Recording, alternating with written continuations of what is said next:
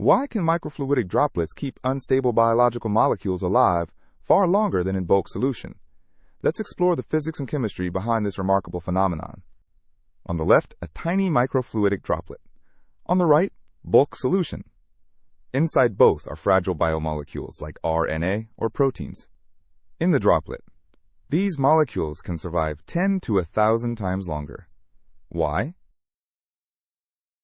Let's start with a fundamental question. How does volume affect molecular stability? In bulk solution, imagine 1 milliliter of liquid. Yellow dots represent our precious biomolecules. Red dots are degrading enzymes, like RNases or proteases. Now, a picoliter droplet. Same number of target molecules, but far fewer enzymes. The probability of encounter drops dramatically. Collision probability scales with enzyme concentration. As volume 5 decreases, if we maintain constant target molecule number, enzyme number drops proportionally. The red curve shows bulk degradation, exponential decay. The blue curve shows droplet protection, much slower decay due to reduced enzyme loading. Let's do a back-of-the-envelope calculation to quantify this protection. Start with 1 milliliter bulk volume. That's 10 to the minus 3 liters. A typical droplet is 1 picoliter, 10 to the minus 12 liters.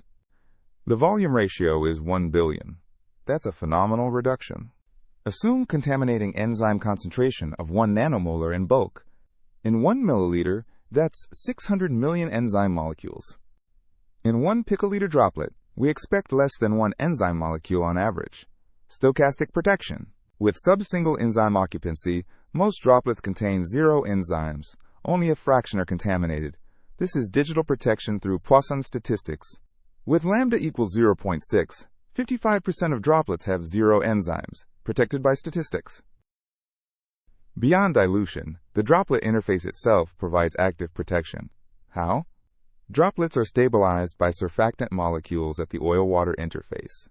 These aren't just passive barriers. Charged or hydrophobic biomolecules can be sequestered at the interface, away from target molecules in the droplet core. Surfactant tails point into oil, heads into water. Hydrophobic patches on proteins stick to tails, trapping them at the interface. The free energy of absorption can be substantial, effectively removing enzymes from the aqueous phase. Target molecules in the droplet core are spatially separated from interface-bound degraders. This is geometric protection. How long does it take for molecules to explore a droplet versus bulk? This matters enormously. Characteristic diffusion timescales as length squared over diffusion coefficient. Typical protein diffusion coefficient is 10 to the minus 10 meters squared per second. In bulk with millimeter dimensions, mixing time is around 10,000 seconds, about 3 hours. In a 10-micron droplet, diffusion time is only 1 second, rapid equilibration. In bulk, a molecule released at one end takes hours to randomly walk to the other end, plenty of time for degradation. In a droplet, molecules rapidly explore the entire volume in 1 second. If you're going to react, it happens fast. If not, you're safe. Wait, why does faster mixing help? Shouldn't more encounters mean more degradation? In slow bulk mixing, a molecule and an enzyme might be close but not quite touching for hours, slowly diffusing together. Maximum exposure time. In a droplet, they either react immediately within seconds or they don't. The exposure window is brief. This is key. Bulk exposure time vastly exceeds droplet exposure time. Digital kinetics versus continuous degradation. Droplets enable ultrafast processing. Why does this matter for fragile molecules? In bulk workflows, moving from step 1 to step 2 takes hours. Pipetting, mixing, waiting. Molecules degrade during transit. Droplets flow through microchannels at meters per second.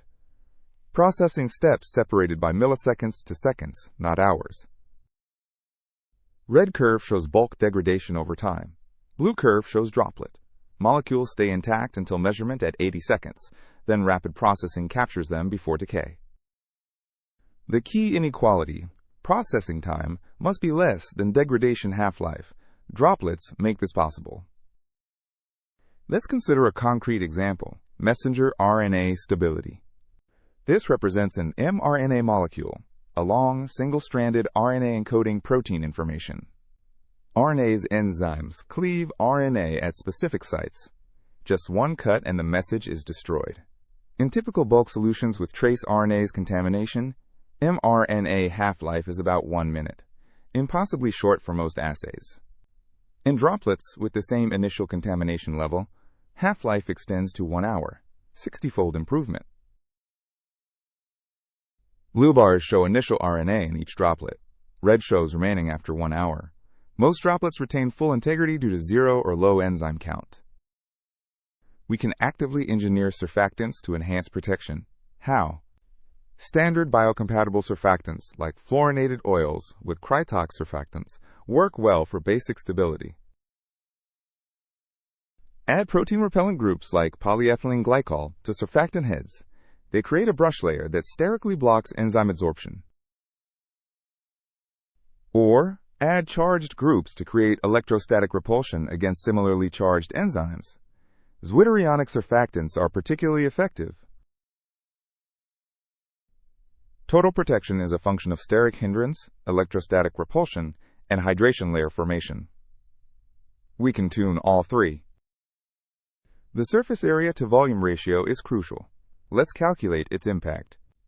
For a sphere, surface area to volume ratio equals 3 divided by radius, inversely proportional to size. For bulk with 5 mm radius, ratio is 0.6 per millimeter. For 10 micron droplet, ratio is 300 per millimeter, 500-fold increase. In bulk, most molecules are far from surfaces.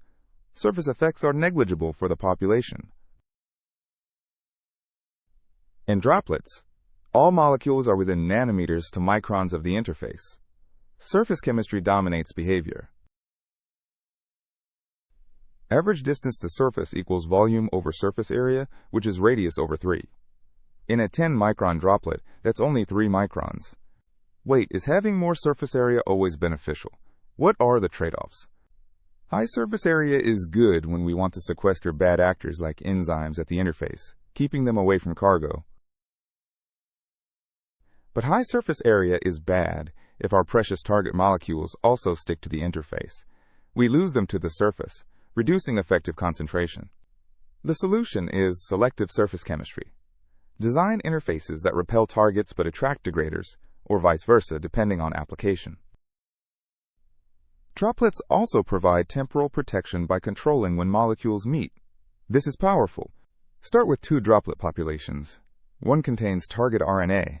One contains reactive enzymes. They're separated in space. Using electric fields or channel geometry, we merge droplets precisely when desired. Now enzyme and RNA meet for a controlled reaction time. After precise incubation, we can split droplets again or add inhibitors. The reaction window is tightly controlled, minimizing unwanted degradation. Reaction time equals merge time minus separate time. We have microsecond precision over this timing. We can chain multiple operations: merge, incubate, split, merge with different droplet, incubate again. Complex workflows with temporal precision. A subtle but important advantage: droplets in oil don't evaporate. This matters for long assays. In bulk well plates or tubes, water evaporates over time. Concentrations drift. Salt precipitates. Proteins denature at the air-water interface. Droplets in oil are sealed from the environment. No water loss, no concentration changes. This is crucial for long-term reactions or storage.